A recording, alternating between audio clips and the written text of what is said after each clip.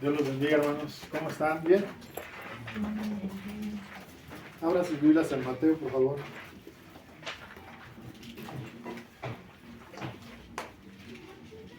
Mateo 7. Concluimos este tema con este pasaje. Mateo 7:15.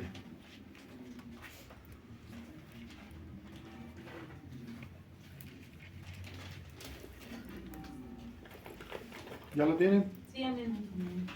Bueno, síganlo con su vista, vamos a darle lectura. El tema de hoy se llama los frutos, por sus frutos los conoceréis, y falsos profetas, falsos maestros. 15, dice así: guardaos de los falsos profetas que vienen a vosotros vestidos de ovejas, pero por dentro son lobos rapaces. Por sus frutos los conoceréis. ¿Acaso se recogen uvas de los espinos o higos de los abrojos? Así, todo buen árbol da buenos frutos, pero el árbol malo da frutos malos. No puede un árbol dar malos frutos, ni el árbol malo dar frutos buenos. Todo árbol que no da buen fruto es cortado y echado al fuego. Así que, por sus frutos los conoceréis. No todo el que me dice Señor, Señor, entrará en el reino de los cielos, sino el que hace la voluntad de mi Padre que está en el cielo. Muchos me dirán en aquel día: Señor, Señor, ¿no profetizamos en tu nombre? ¿En tu nombre echamos fuera demonios y en tu nombre hicimos muchos milagros? Entonces les declararé: nunca os conocí, apartados de mí, hacedores de maldad. Bueno, vamos a ver este tema. Jesús concluye este tema denunciando a los falsos maestros, en este caso a los falsos profetas. Y Jesús, como el apóstol Pablo, lo dice aquí en Hechos 20:29, si gustan buscarlo. Hechos 20:29.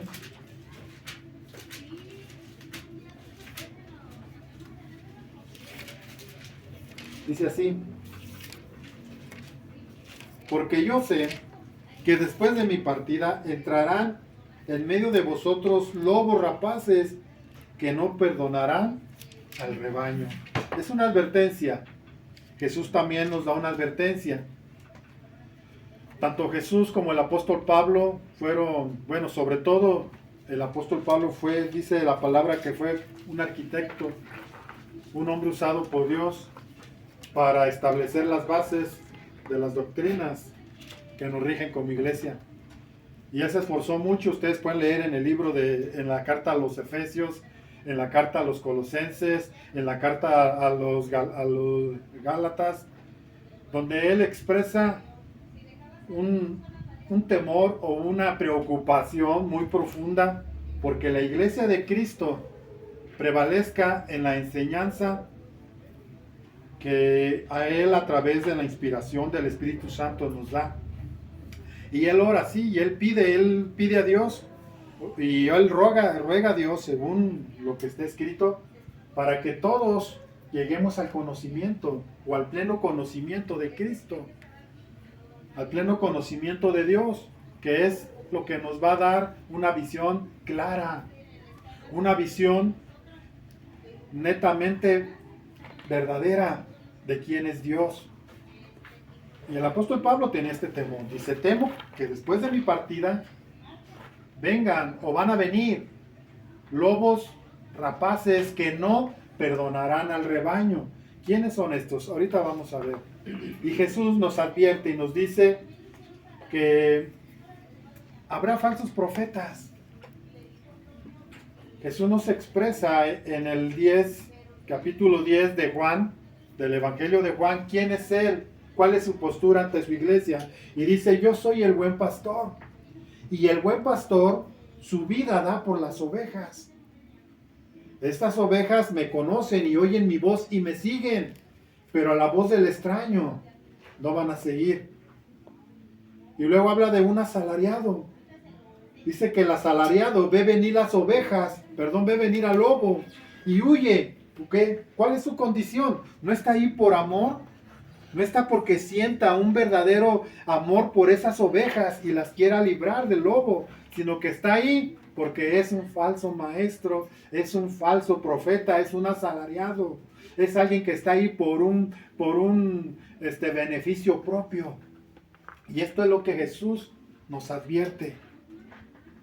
Entonces, me gustaría ver estos pasajes que para mí son importantes. Mateo 10:16. Vamos a ver.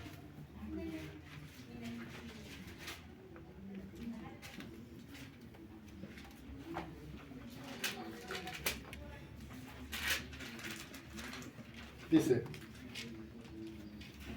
He aquí yo os envío como ovejas en medio de lobos. Y dice que seamos prudentes, como la serpiente, y sencillos como las palomas. ¿A qué nos invita? A tener discernimiento, a no dejarnos llevar. Dice: aquí yo los envío como ovejas. ¿En medio de qué? En medio de lobos. Nosotros estamos en medio de lobos. Pero tenemos que ser prudentes. ¿Como quién? Como la serpiente. ¿Por qué pone como ejemplo la serpiente? Porque la serpiente siempre va a huir del peligro. Ve el peligro y huye. La prudencia nos hace ver un poco más allá y nos dice: cuidado. La prudencia tiene que ver con el discernimiento. Y sencillos como las palomas. Debe haber humildad para aceptar las verdades de Dios y que esas hagan efecto en mi vida. Pero Jesús nos advierte: yo los envío como ovejas en medio de lobos. Pero es necesario aprender el discernimiento. Y vamos a ver cómo operan los falsos profetas. Me gusta mucho este capítulo de Jeremías 23, por favor.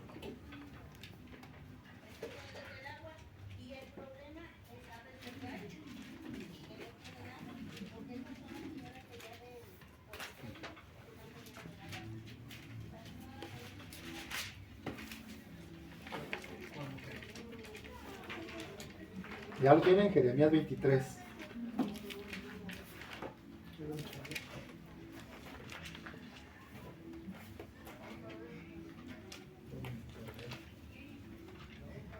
Aquí nos habla este capítulo acerca de los pastores y de los falsos profetas que tienen apariencia de piedad, que tienen apariencia de ser hombres de Dios, pero su fin no es de Dios.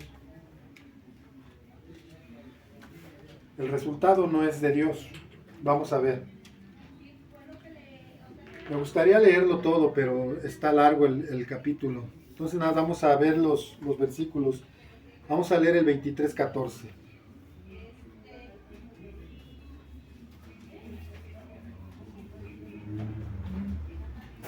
Dice así, vamos a leer el 13. Dice: en los profetas de Samaria he visto desatinos, profetizaban en el nombre de Baal e hicieron errar a mi pueblo Israel. Ese es el versículo que quería leer.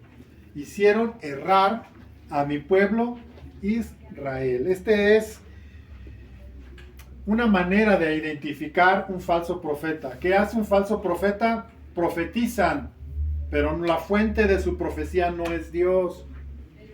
Es su orgullo, es su vanidad. Es el interés propio o el interés personal que los mueve. Y ellos profetizan y dicen: es Dios. Dios me habló y les voy a hablar lo que Dios me habló. Y de esa manera los falsos profetas envuelven a los hombres o a las mujeres o a la iglesia o a los oyentes que no disciernen la voz de Dios. Lo primero que hacen, yo apunté aquí 3 cosas según este capítulo, que hacen los falsos profetas, y el número 1 es: hacen errar a los hombres.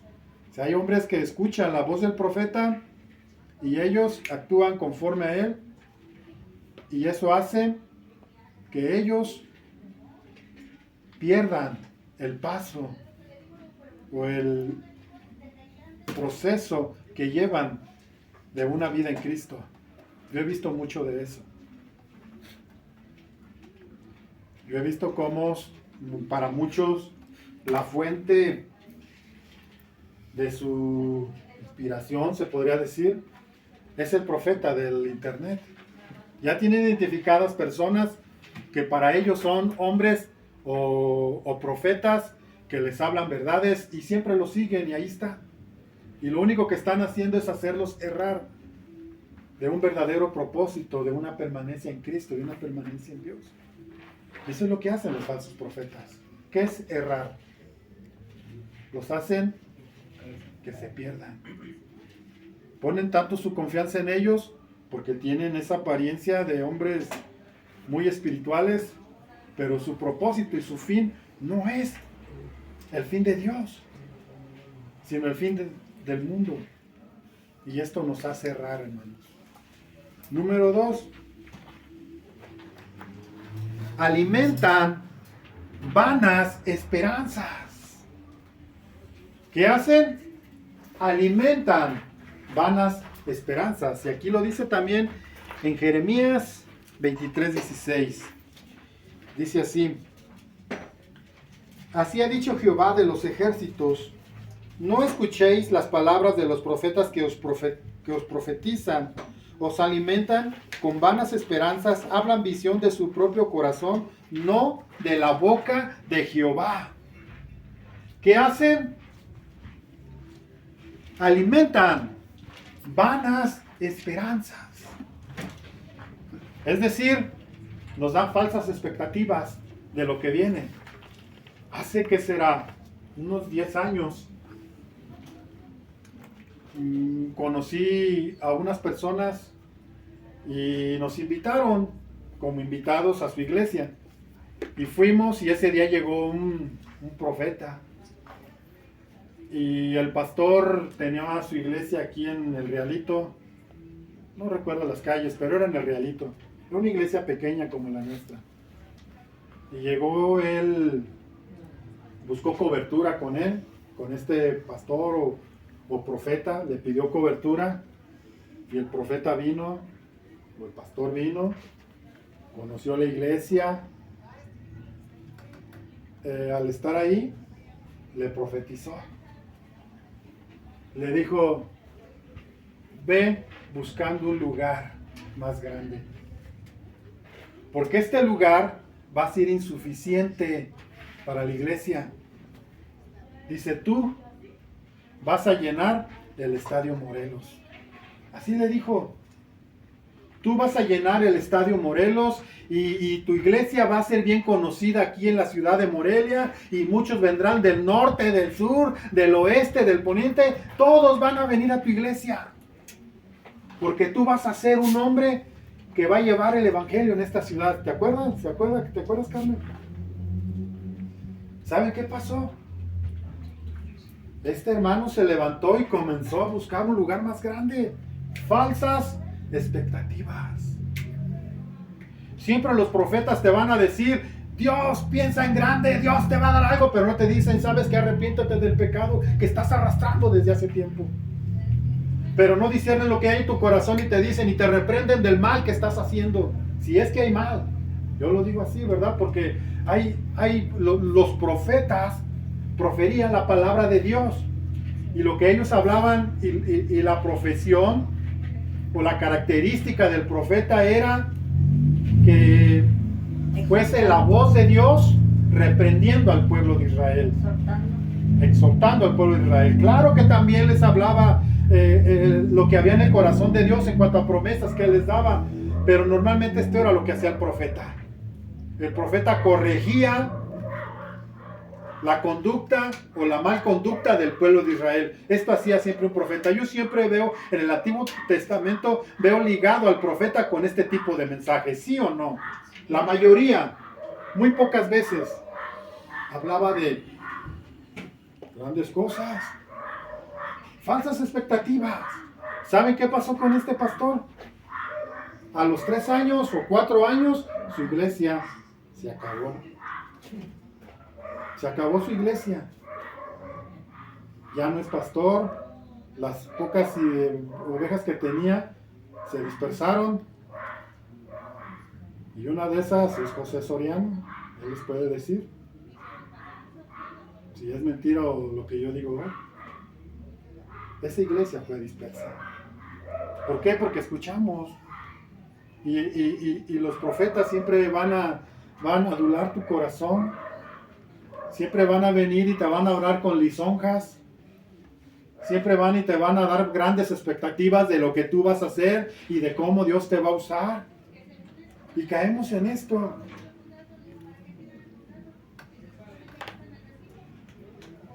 En este tiempo había un déficit también de visión de parte de Dios para Israel, como en los tiempos de los hijos de Elí, que eran los que se encargaban de dirigir al pueblo en cuanto a las ofrendas y en cuanto a los sacrificios, en cuanto a lo espiritual. Su palabra dice en el capítulo 3 de Primera de Samuel que escaseaba la palabra y no había visión con frecuencia. ¿Por qué?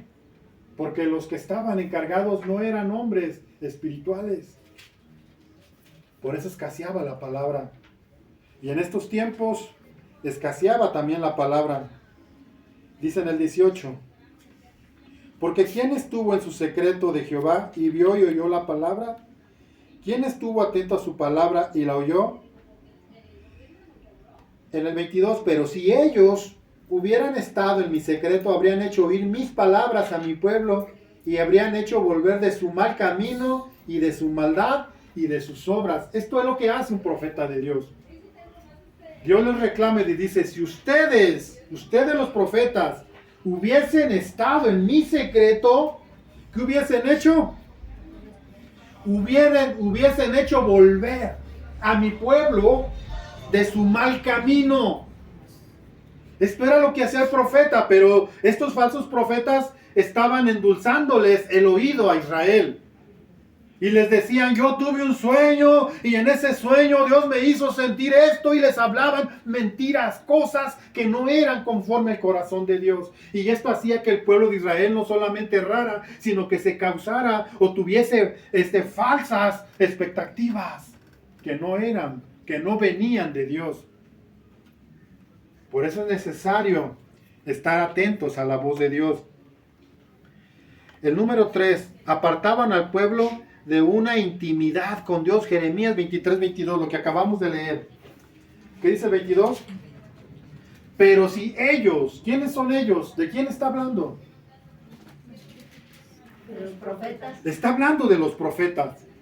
Y les dice: pero si ellos hubiesen estado en mi secreto. ¿Qué es el secreto? Una relación. Una intimidad con Dios.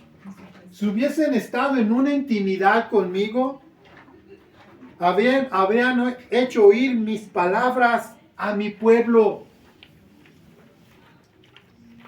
Y lo habrían hecho volver de su mal camino y de la maldad de sus obras. Un falso profeta te va a ahorrar para ti. No lo hablo en personal, sino estoy hablando en general. Cuando digo para ti, estoy hablando en general. ¿Sabe qué hacen? Te ahorran el ir a la presencia de Dios y buscar en intimidad con Dios. Porque ellos tienen la solución para tu problema. Porque lo que ellos dicen es la voz de Dios. Y tú, o el hombre, o la iglesia, lo que hace es la comodidad. Me ahorro tiempo de estar allí en la presencia de Dios. Dios te va a dar paz de todo cuando estás en su presencia. Dice que echemos toda nuestra ansiedad sobre Él, porque Él tiene cuidado de nosotros. Y cuando nosotros vamos y buscamos a Dios, Él nos va a hacer sentir a nuestro corazón lo que es correcto. Y esto nos va a traer paz. Pero a veces estamos escuchando al profeta, o a veces queremos preguntarle a personas: ¿qué te ha dicho Dios de mí? ¿Qué dice Dios que debo hacer? Y cuando hacemos nosotros todo esto, realmente nosotros no estamos buscando en la fuente, no estamos yendo a la fuente. que es Dios. Estamos esperando que alguien nos diga. Si Dios usa a esa persona, si Dios lo hace, qué bueno. También Dios lo puede hacer, ¿por qué no? Pero lo importante es que nosotros vayamos a la fuente, que es Dios. Y busquemos en Dios. Para no caer en este tipo de cosas. Hay un versículo que está en Deuteronomio. Deuteronomio 13.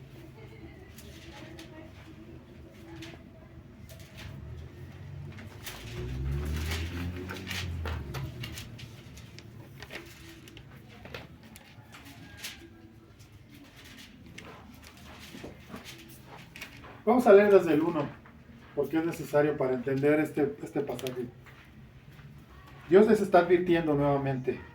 Cuando se levantare en medio de ti profeta o soñador de sueños, y te anunciare señal o prodigios, y si se cumpliesen la señal o prodigio que él te anunció, diciendo vamos en pos de dioses ajenos que no conocisteis, y si vámosles, no darás oído a las palabras del profeta, ni a tal soñador de sueños, porque Jehová vuestro Dios está probando,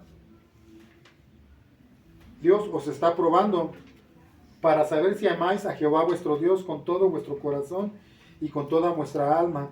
En pos de Jehová vuestro Dios andarás, y a él temerás, guardarás sus mandamientos y escucharás su voz, y a él serviréis, y a él seguiréis. Tal profeta o soñador de sueños ha de ser muerto por cuanto aconsejó rebelión contra Jehová vuestro Dios, que te sacó de la tierra de Egipto y te rescató de la casa de servidumbre, y trató de apartarte del camino por el cual Jehová tu Dios te mandó que anduvieses, y así quitares el mal del medio de ti, o así quitarás el mal del medio de ti. Hace rato estaba oyendo, Ado puso como una, no sé si era una predicación o algo, pero era un fragmento, solamente oí algo, y él hablaba, este hombre o hermano o predicador, hablaba de un tal hijo del ¿cómo se llamaba? Un pastor que se llamaba Stanley, se apellidaba Stanley, ya murió hace poco. Charles Stanley. Yo llegué a escuchar algunas prédicas de este hermano y realmente para mí eran prédicas bien, sana doctrina, o prédicas que sí, pues, sí edifican, como dice Geritas, sí te edifican. Pero estaba escuchando que su hijo ahora es pastor. Y es pastor, no sé, de una iglesia, supongo yo, grande. Pero él como son personas, ¿cómo se podrá decir? Que tienen una gran envergadura, o lo son relacionados con hombres que tuvieron un corazón correcto delante de Dios, pero pues desafortunadamente este hombre, su hijo, no está haciendo las cosas correctamente. Él promueve el homosexualismo.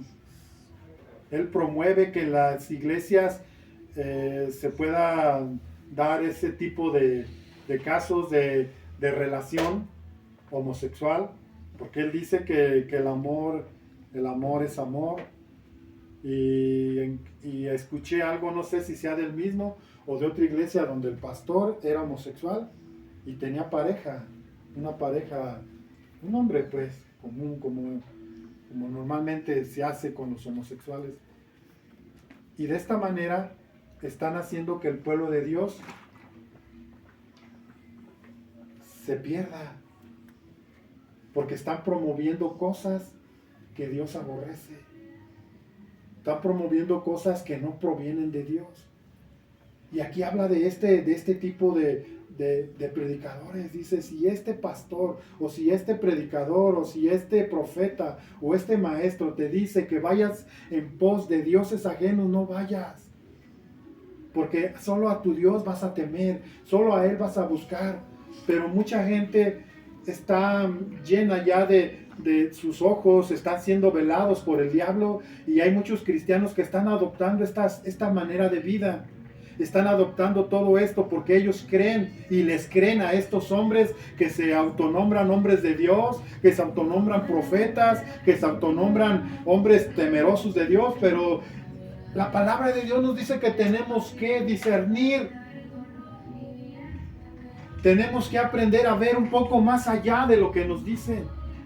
Por eso es necesario, por eso les hablaba de este capítulo de Jeremías 23, cuando dice, si ellos hubiesen estado en mi secreto, hubiesen hablado mis palabras. Es necesario estar en el secreto de Dios.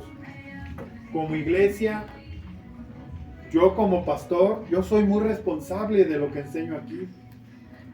Yo soy responsable de lo que yo me paro en este púlpito y de lo que yo les digo a ustedes. Yo soy responsable.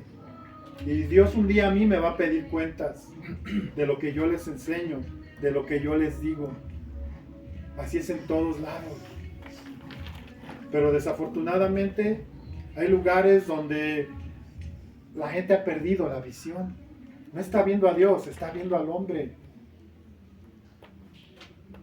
Están viendo que hay personas que se autonombran como hombres profundamente en una relación profunda con Dios. Pero por eso fíjense lo que siguen. Primeramente vamos a regresar aquí a donde estábamos, en Mateo.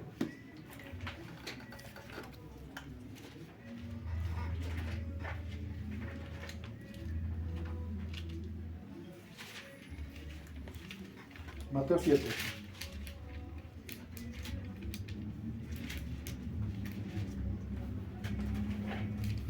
Dice el 15, por sus guardaos de los falsos profetas. Y el 16 dice, por sus frutos los vas a conocer. Por sus frutos los conoceréis. ¿Acaso se recogen uvas de los espinos o higos de los abrojos? Así, todo buen árbol da buenos frutos, pero el árbol malo da frutos malos. No puede el árbol dar malos frutos, ni el árbol malo, no puede el buen árbol dar malos frutos, ni el árbol malo dar frutos buenos. Todo árbol que no da fruto es cortado y echado al fuego. Así que por sus frutos los conoceréis. ¿Cuáles son los frutos de un falso profeta? ¿Cómo los vamos a identificar? ¿Cómo los vamos a conocer? A través de sus prácticas. Miren, en Lucas 3:7, miren lo que dice.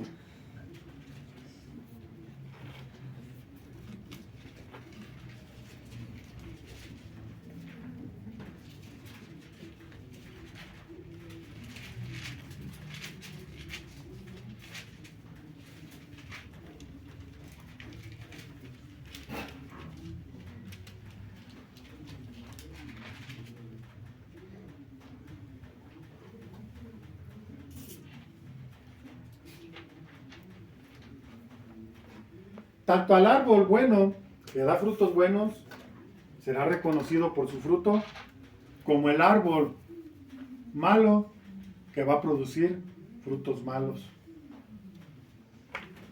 Y vamos a leer el 14. Dice, también le preguntaron unos soldados, diciendo, ¿y nosotros qué haremos? Les dijo, no hagáis extorsión a nadie, ni calumniéis, y contentaos con vuestro salario.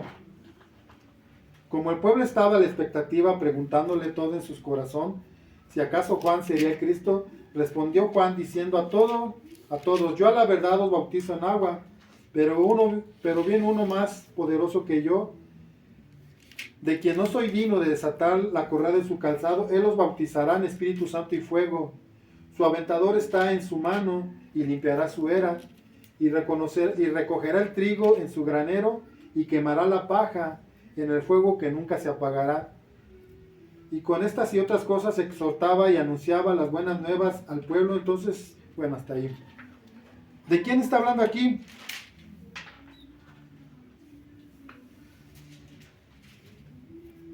¿De quién está hablando, hermanos?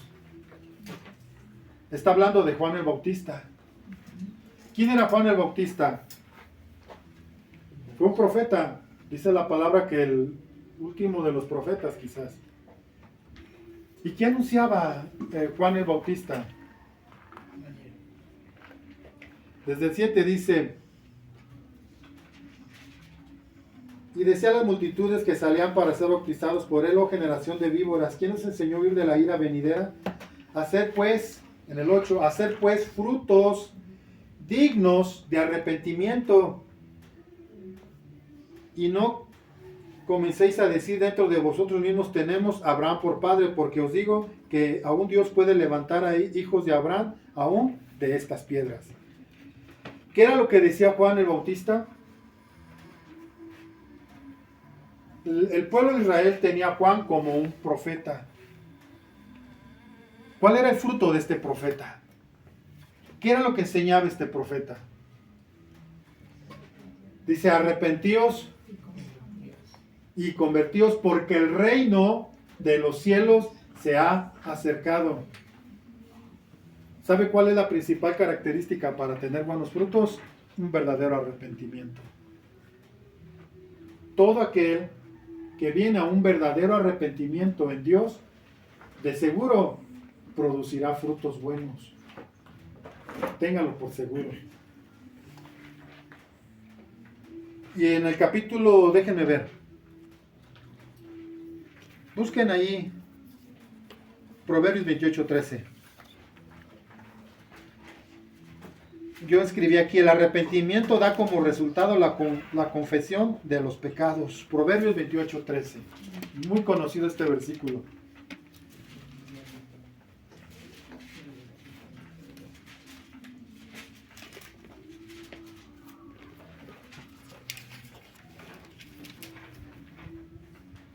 ¿Ya lo tienen? Si alguien le da lectura, por favor.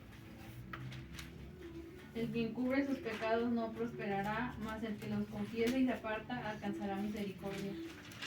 Dice aquí claramente: el que encubre, o sea, si no hay un verdadero arrepentimiento, ¿qué hace? Se guarda dentro de sí el pecado. ¿Por qué? Porque es un pecado allí que está muy profundo en mi corazón. Pero cuando hay un verdadero arrepentimiento, hay un verdadero fruto. ¿Y cuál es el primer fruto que hay? Dice claramente: el que encubre, el que abraza, el que ama su pecado, no va a prosperar. Mas el que lo confiesa, ¿qué es confesar? Producir frutos dignos de arrepentimiento. ¿Y cuál es el primero? Confesar. ¿Qué voy a confesar? Mi pecado. Mas el que confiesa su pecado y se aparta, alcanzará misericordia. Ahora vamos a leer en Hechos 3.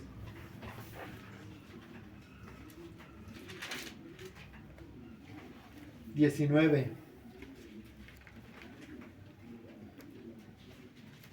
Así que arrepentíos y convertíos, para que sean borrados, ¿qué? Para que sean borrados vuestros pecados, para que venga de la presencia del Señor tiempos de refrigerio. Dos cosas que van de la mano. Primeramente, el arrepentimiento. Una persona que viene al conocimiento de Cristo y trae consigo un verdadero arrepentimiento, como consecuencia va a traer un convertimiento. ¿Qué es convertirse? La palabra describe el convertirse como el dejar la vida pasada que llevábamos de pecado a una vida nueva en Cristo Jesús. ¿Y cuál es la vida nueva? ¿Hay evidencias de que estamos con Cristo? ¿Cuáles son las evidencias de que yo me he arrepentido de mis pecados? ¿Cuál es la evidencia? Tu conducta, tu vida. Dice el apóstol Pablo, el que robaba, ya no robe más. El que maldecía, no maldiga más. El que adulteraba, no adultere más. Y da una lista más. Estas son las evidencias y los frutos de que hay un verdadero arrepentimiento. Porque el verdadero arrepentimiento debe de ir acompañado de un verdadero convertimiento. ¿Qué pasó con el apóstol Pablo cuando iba camino a Damasco y tuvo un encuentro con Cristo? Un encuentro personal, un encuentro que trajo un cambio radical en la vida de Pablo. ¿Qué puede traer un cambio radical en mi vida? ¿Qué es lo que va a traer un cambio real y verdadero en mi vida? Un encuentro real y verdadero con Cristo. No hay otra forma de yo tener un cambio radical. Y tiene que haber evidencias de que tuve un encuentro con Cristo. ¿Cuál era la evidencia del apóstol Pablo? El apóstol Pablo se convierte de su mal camino. Aunque guardaba la ley, aunque era celoso de la ley, era un hombre que tenía que venir al conocimiento de Cristo para ser salvo. Era un hombre que tenía que arrepentirse de su pecado para ser justificado delante de Dios a través de Cristo.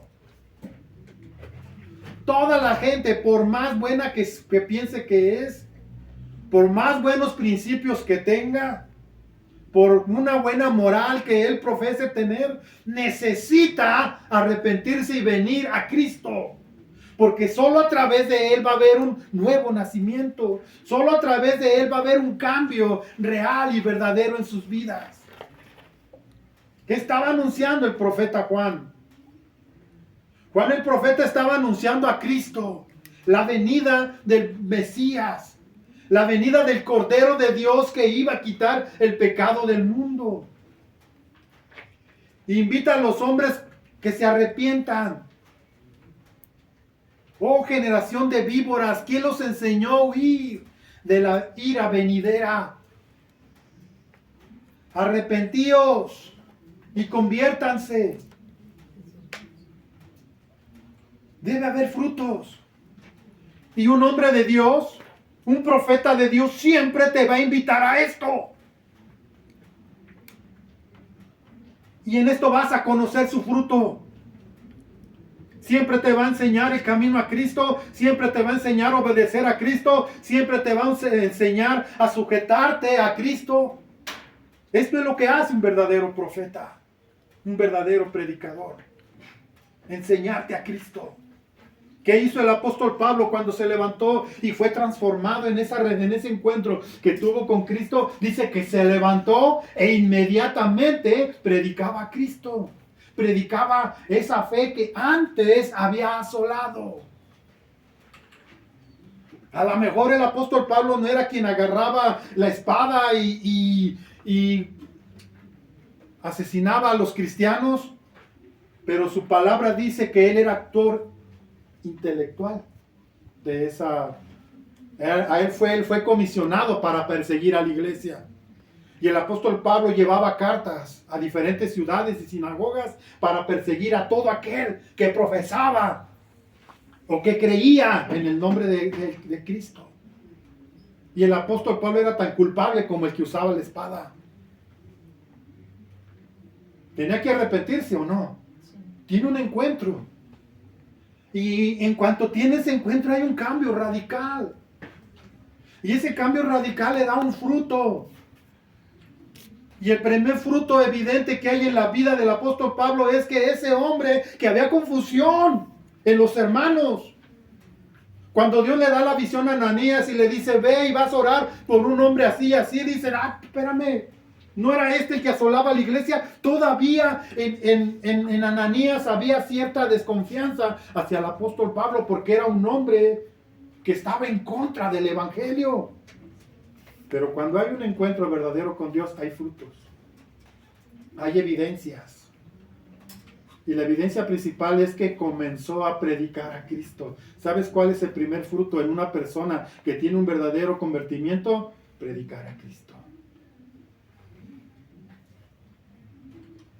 Antes predicaba o antes su creencia era otra.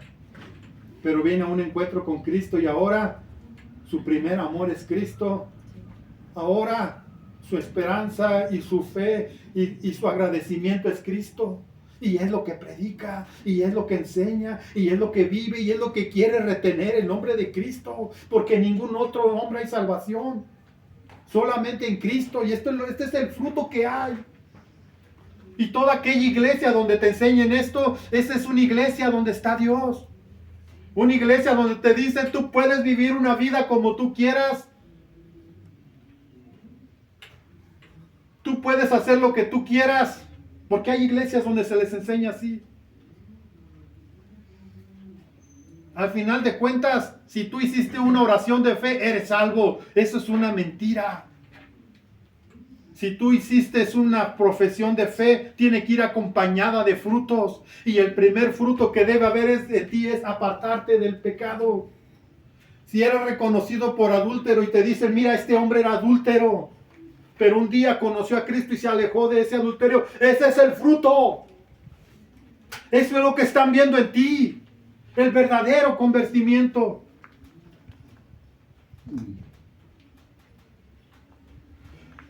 Vamos a leer aquí.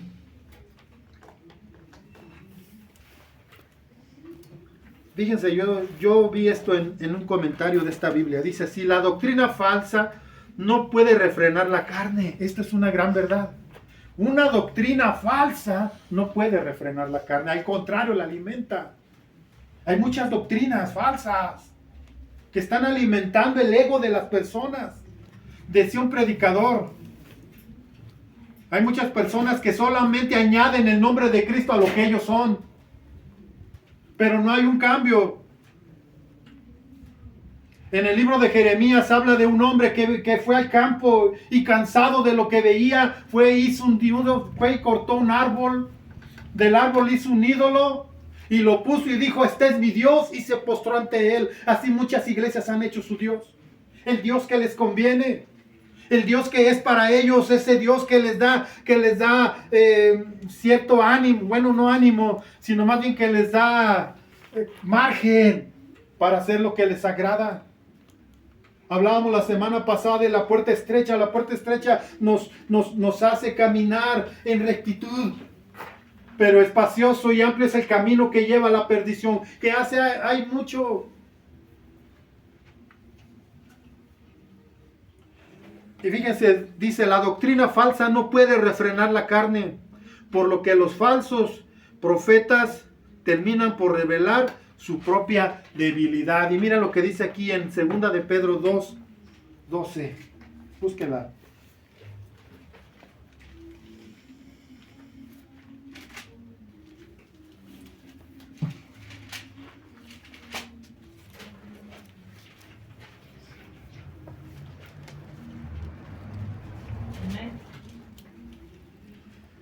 Es de 12 al 22. Vamos a leerlos. Acá voy a acabar. Dice así.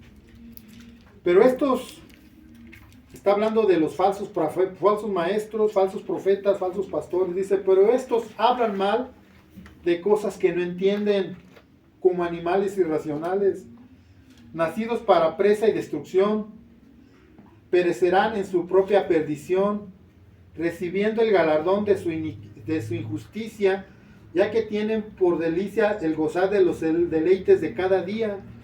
Estos son inmundicia y manchas, quienes aún mientras comen con vosotros se recrean en sus errores. Tienen los ojos llenos de adulterio, no se sacian de pecar, seducen a las almas inocentes, tienen el corazón habitado a la codicia y son de maldición. Han dejado el camino recto y se han extraviado siguiendo el camino de Balaam, hijo de Beor, el cual amó el precio de su maldad y fue reprendido por su iniquidad, pues una muda bestia de carga, hablando con voz de hombre, refrenó la locura del profeta. Estos son fuentes sin aguas y nubes empujadas por la tormenta, para los cuales la más densa oscuridad está reservada para siempre. Pues hablando palabras infladas y vanas, seducen con concupiscencia de la carne y disoluciones a los que verdaderamente habían huido de los que viven en error. Les prometen libertad y ellos mismos son esclavos de corrupción, porque el que es vencido por algo, por alguno, es hecho esclavo del que lo venció. Ciertamente, si habiéndose ellos escapado de las contaminaciones del mundo por el conocimiento del Señor y Salvador Jesucristo, enredándose otra vez en ellas, son vencidos, su postrer estado viene a ser peor que el primero. Aquí nos está hablando de los frutos de los falsos maestros. Y habla y dice que se envolvieron en el camino de Balaam, o cayeron en el error de Balaam. ¿Quién era Balaam? ¿Ustedes se acuerdan quién era Balaam? Balaam era un profeta que Balac, el rey de los amorreos, creo eran amorreos, lo contrató para maldecir a Israel y le ofreció dinero. Y este hombre dice, como amaba el precio de la maldad, o sea, amaba el dinero y todo lo que hacía lo hacía por dinero. Esta es una característica principal en los falsos profetas de hoy en día. Todos ellos buscan todo por dinero. Y dice que este profeta le enseñó a poner tropiezo a los hijos de Israel. ¿Sabe qué hizo? Como no pudo maldecirlo, dijo, yo voy a hablar lo que Dios me diga. Y 3 veces quiso maldecir a Israel y 3 veces salió bendición de su boca. Pero hizo algo. Le dijo, mira, a Balac le dijo, te voy a enseñar algo y verás que Dios mismo los va a maldecir. Envía a tus mejores mujeres hermosas que los seduzcan, que les enseñen tus dioses y verás si Dios no los maldice. Y dice que las mujeres sedujeron a los hijos de Israel y ellos cayeron en fornicación con ellas, en adulterio. ¿Y sabes qué hizo Dios? Dios los tuvo que maldecir. Esto es lo que enseñan estos hombres. Enseñan cosas en las cuales un día Dios tendrá que maldecir a su pueblo. Se oye fuerte y se oye tremendo, pero aquí habla de que los oyeron personas que habían gustado de la verdad y fueron envueltos y su postrer estado fue peor que el primero. Estos son los frutos de un falso maestro que promueven el desenfreno, que promueven la maldad, que promueven la libertad. Pero como usan la libertad, dice su palabra también, pero como libertinaje para hacer el mal. Esto es lo que hacen. Nosotros tenemos que obedecer la voz de Dios. Estos son los frutos. La codicia es un fruto evidente en los falsos profetas. Estaba viendo un documental, esto era un documental, yo lo estuve viendo estos días, de un joven, son americanos y tienen pues nombres americanos, obvio, y apellidos, y a mí no se me pegan muy fácil. Pero este joven dice que desde chico aprendió, fíjense bien, aprendió a predicar. ¿Y sabe qué era lo que él hacía? Él les hablaba lo que el pueblo quería escuchar. Él sabía lo que la iglesia, cuando no quiere vivir una vida en sujeción a Dios, él sabía lo que la iglesia quería escuchar y les enseñaba lo que ellos querían escuchar. Pero ¿saben por qué o cuál era el fin? Obtener una ganancia monetaria. Él cobraba por predicar. Fue uno de los primeros que empezó a cobrar. Él ponía una tarifa. No decía, bueno, yo dependo de Dios y si me dan una ofrenda, su palabra dice que mío es el oro, mío es la plata, Dios da como Él quiere. No, él empezó a poner tarifas. Y ya es un hombre ya adulto, más unos años más grande que yo. Y él habló de esto y se arrepintió.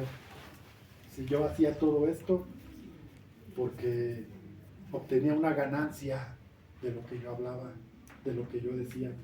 Yo promoví muchas cosas en la iglesia que no son de Dios, que no agradaban a Dios. No especifica, pero si su fin era obtener una ganancia deshonesta, eso quiere decir que no le importaban las almas, no le importaban las personas, a él lo que le importaba era su fin propio. Y por sus frutos los vamos a conocer. Muchos se presentan como hombres de Dios, pero ¿se acuerdan ustedes de los hijos de... Déjenme ver, creo que lo tengo acá. Porque aparentemente dicen, ay, Dios los usa, pero ¿saben qué es lo que están promoviendo en la iglesia? El fuego extraño. ¿Qué era fuego extraño? En Levíticos 10, del 1 al 20, nos habla de Nadab y Abiud, que eran los dos hijos de Aarón. Dice aquí, uno dice, ellos tomaron su incensario y pusieron fuego en incienso en ellos y ofrecieron delante del Señor un fuego extraño que Él nunca les mandó que ofrecieran. Entonces de la presencia del Señor salió fuego que los quemó y murieron delante del Señor. ¿Qué hicieron estos hombres? Ofrecieron un fuego extraño. ¿Qué es un fuego extraño? Cosas de su propia iniciativa. Ahora, muchos eruditos dicen que la causa por la cual Dios se enojó con ellos fue porque obraron estando ebrios. Pero ¿saben cuál fue el fin por el cual Dios los destruyó? Porque fueron y de su incensario, de su iniciativa, fueron y encendieron el fuego que se había apagado. ¿Y saben de dónde tendría que venir este fuego? ¿Cómo se llama?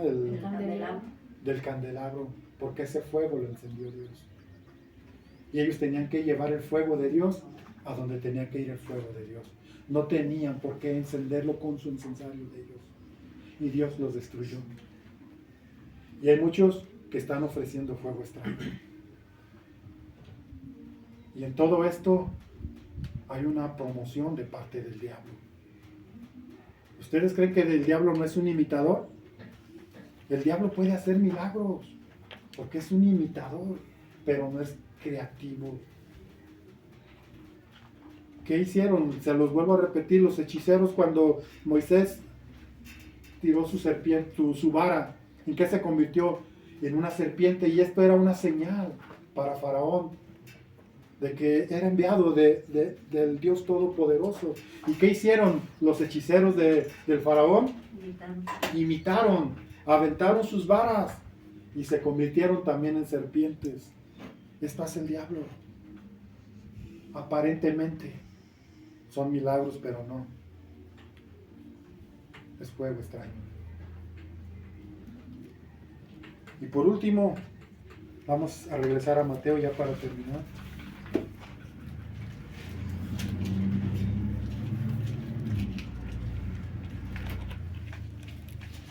En aquel día dice,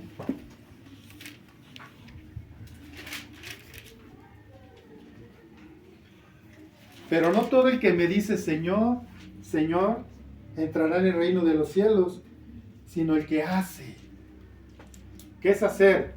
El que practica. ¿Y qué practica? ¿Qué es lo que practica? La voluntad de Dios. ¿Qué hace? La voluntad de Dios. Aquí se distinguen. No todo el que me dice Señor, Señor, entrarán al reino de los cielos, sino el que hace la voluntad de mi Padre que está en los cielos. Muchos me dirán en aquel día, Señor, Señor, ¿no profetizamos en tu nombre? Y en tu nombre echamos fuera demonios, y en tu nombre hicimos muchos milagros. Entonces les declararé, nunca os conocí, apartaos de mí, hacedores de maldad. Yo escribí esto. El profetizar, el expulsar demonios y hacer milagros no son evidencias de salvación, sino una fe verdadera que producirá salvación y por consecuencia obras que dan evidencia de que pertenecemos a Dios. Fíjense, el profetizar y el expulsar demonios y el hacer milagros no son evidencias de salvación. Porque cualquiera los hace. Un día yo estaba viendo no sé, me salió algo de la muerte. Y estaba viendo que los narcotraficantes tienen sus propios santos. No me acuerdo cómo se llama, pero tienen un santo ellos. ¿Cómo? Malverde. Valverde. Malverde. Sí, cierto, es Malverde. Y cómo ellos llevan ofrendas y hacen fiestononones, pero ahí me salió también de la muerte.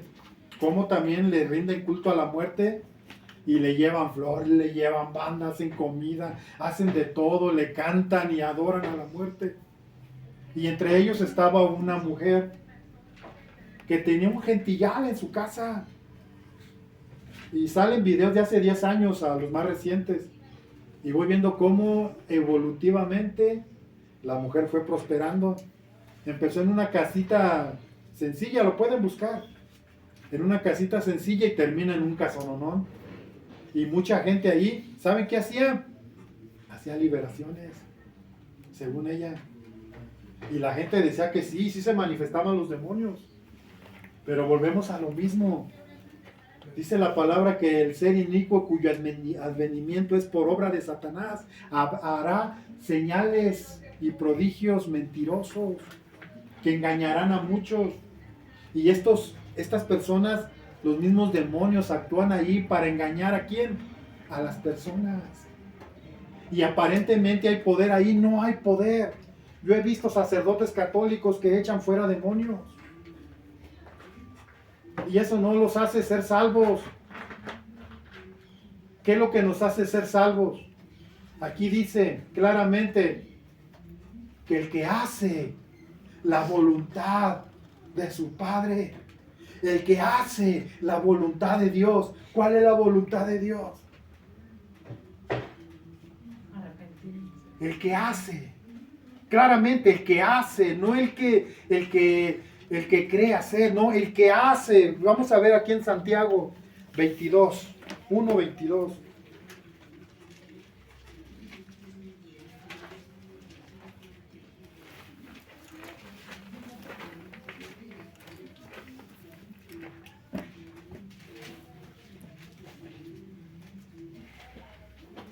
¿Ya lo tienen? Dice así.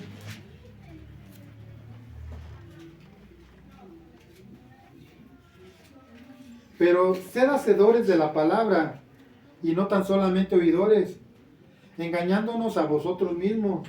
Porque si alguno es oidor de la palabra, pero no hacedor de ella, este es semejante al hombre que considera en un espejo su rostro natural, porque él se considera a sí mismo y se va y luego olvida cómo era. Mas el que mira atentamente a la perfecta ley de la libertad y persevera en ella, no siendo oidor olvidadizo, sino hacedor de la obra, este será bienaventurado en lo que hace. ¿A qué nos invita? A no ser oidores, sino hacedores de la palabra. Y volvemos al fruto. ¿Qué hace la diferencia en este mundo? La va a hacer Cristo.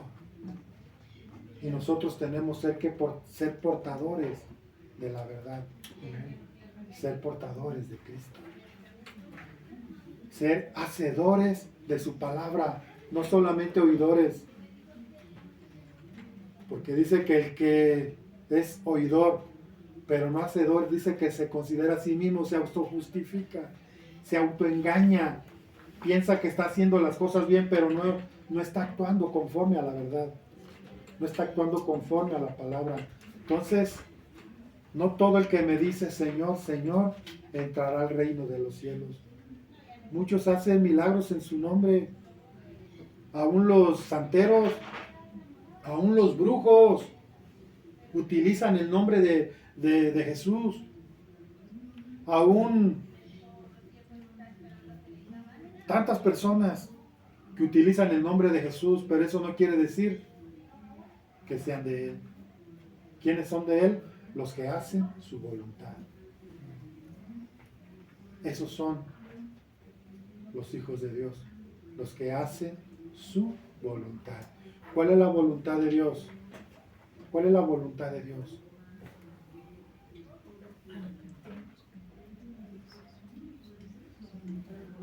La voluntad de Dios es que te apartes del pecado. La voluntad de Dios es que busques la santidad sin la cual nadie verá al Señor. La voluntad de Dios es que tengas paz para con todos, que busques la paz para con todos y la santidad sin la cual nadie verá al Señor. Esta es la voluntad de Dios, que ames a quien te maldice. Esta es la voluntad de Dios, que bendigas a quien te maldice, que ames y que perdones a quien te daña.